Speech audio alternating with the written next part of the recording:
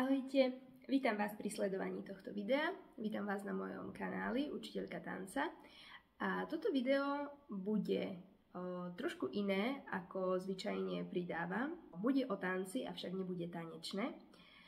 V tomto videu by som sa veľmi rada vyjadrila k jednej, myslím si, že to môžem nazvať kauza, a týka sa to videa, ktoré som zverejnila pred časom na mojom Facebooku Učiteľka tanca.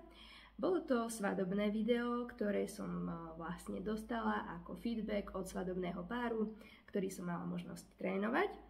A po svadbe mi poslali toto video celý natešení, ako sa im veľmi podaril ich tanec. Oni tanec trénovali nejakých 5 alebo 6 hodín a dovolím si tvrdiť, že aj keď neboli vlastne, aj keď tento pár nebol nejaký profesionálny pár tanečný, ale s tancom skutočne iba začínali. Svoj svadobný tanec odtancovali skutočne veľmi pekne a ja ako ich učiteľka tanca som na nich veľmi hrdá.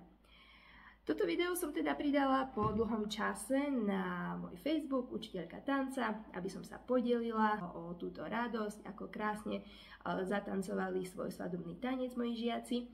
A tiež možno, aby som motivovala aj nejaké ďalšie páry, keďže tu máme svadobnú sezónu 2024, aby možno tiež prišli na hodiny tanca. Veľmi ma potešilo, že začali prakticky okamžite pribúdať lajky, reakcie, srdiečka a veľmi pekné komentáre, teda aký je tento tanec pekný. Veľmi ma to potešilo, nielen preto, že ja som trénovala s týmto párom svadobnú choreografiu, ale hlavne preto, že sa ľuďom páčil teda tento výsledok. Bolo to skutočne veľmi príjemné. Lenže sa po čase začali pod týmto videom hromaždiť aj nejaké komentáre negatívne, čo by možno nebolo za iných okolností, nedotklo by sa ma to za iných okolností, ale dotklo sa ma to práve preto, pretože to boli komentáre v zmysle, je to katastrofa, potom, že to nemá s tancom nič spoločné a jedna pani tam neustále spomínala, že teda tento tanec je pohrebný a podobne. Najprv mi to bolo možno aj trošku smiešne, pretože viem, nakoľko trénujem tanec, že najväčší kritici zvyčajne toho dokážu, keď už príde na tanec, najmenej. Nechcem týmto nikoho samozrejme uraziť, je to tak. Preto, ak niekto začne niekoho kritizovať, hlavne čo sa týka tancovania, zvyčajne viem, že na druhej strane nesedí tanečník. Profesionálny tanečník by takéto slova nikdy nepovedal. Samozrejme, je normálne, že sa niekomu niečo nepáči. Ale pozor, myslím si, že internet nemá byť miestom, kde sa budeme vyjadrovať na adresu cudzích ľudí nejako hanlivo bez dôvodu. A hlavne, keď ide o vyjadrenie sa k svadobnému dňu niekoho. Nie je to normálne, nemyslím si, že je to správne a je to maximálne nevhodné. Nech by zatancovali čokoľvek, nemá sa to robiť. Je to tanec, ktorým otvárame svadbu, alebo teda ktorým svadobné páry otvárajú svoju svadbu, a verte, že tieto svadobné páry, keď prídu na hodiny tanca, majú neskutočný stres z toho, že vôbec začínajú tancovať a že majú niečo, čo sa idú naučiť prezentovať pred svojimi svadobnými hostiami. Veľmi často s týmito pocitmi bojujeme, hlavne ak teda sú netanečníci, ak predtým v živote netancovali.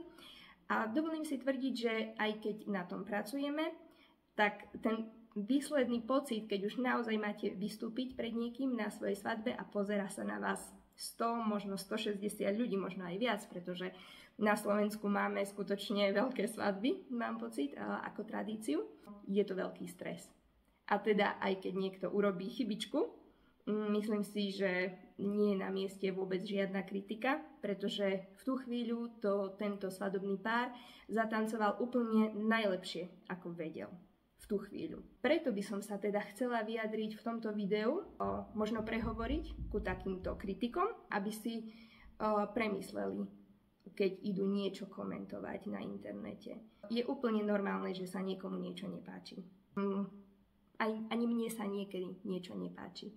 Teda napríklad, keď vidím na Facebooku, alebo na YouTube, alebo na Instagrame, to je úplne jedno, nejaké tanečné videá, netanečníkov, pomyslím si, OK, toto nie je možno až tak pekné, alebo teda nie je to štýl, aký mne sa páči, alebo nie je to prevedenie také, ako mne sa páči, ale poviem si to sama v sebe a zároveň si poviem, OK, ale toto sa páči tomuto tanečníkovi, a je to v poriadku. A nejdem tam proste vypisovať žiadne nenávistné komentáre a už vôbec nie, ak by som videla video z niečieho svadobného dňa.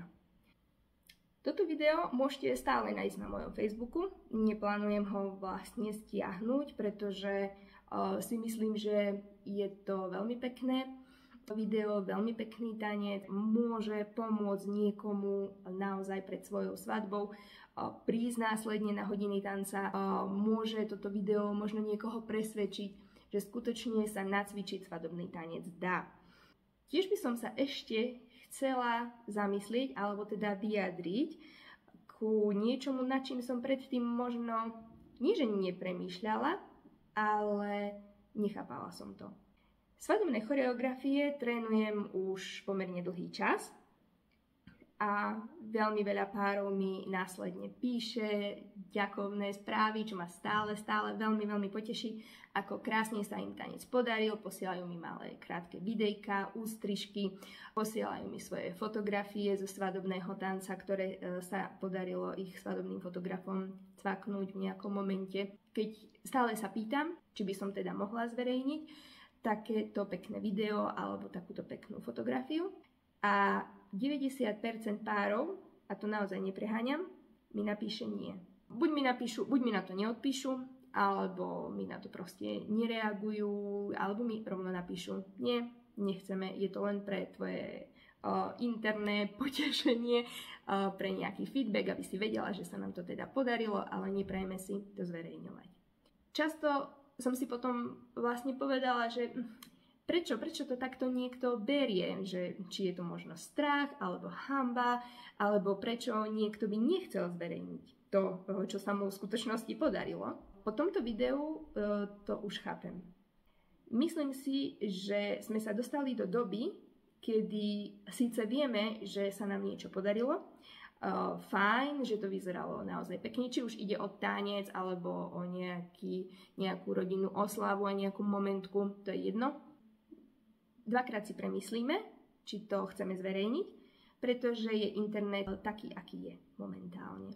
To znamená, je miestom, kde si myslí hocikto, že sa môže vyjadriť k hocičomu, hociako. Nesúhlasím s týmto, je mi z toho veľmi smutno. Možno toto video nič nezmení, ale ja ako učiteľka tanca som sa rozhodla k tomuto vyjadriť a možno prehovoriť aj zo strany druhej k takýmto kritikom, ale možno aj k iným ľuďom, ktorí sú na internete, sú na sociálnych sieťach. Sociálne siete majú skutočne veľkú silu, dokážu naozaj rozhýbať či už biznis alebo priateľstva. Je to naozaj veľmi silná platforma, či ide o Facebook, Instagram, YouTube. Avšak mali by sme, myslím si, prehodnocovať to, čo alebo ako sa vyjadrujeme na adresu cudzích ľudí.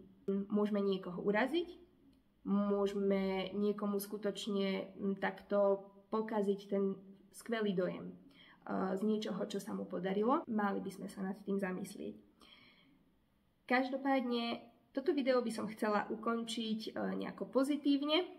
Nechcem, aby to vyzeralo nejako zle a aby vlastne ste si teraz mysleli, že netreba chodiť na hodiny tanca alebo teda netreba vôbec nič zverejňovať. Nie je to pravda. Každopádne si myslím, že na hodiny tanca pred svadbou je potrebné ísť.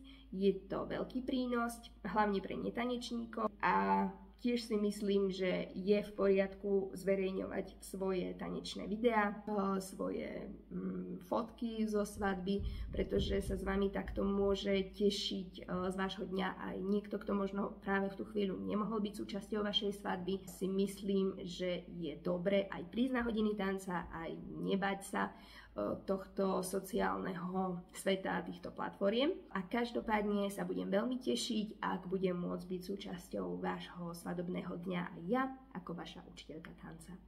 Prajem vám všetko dobré, milí tanečníci, aj milí netanečníci, ktorí ešte len plánujete začínať s tancom. Určite choďte do toho a teším sa na vás na hodinách tanca.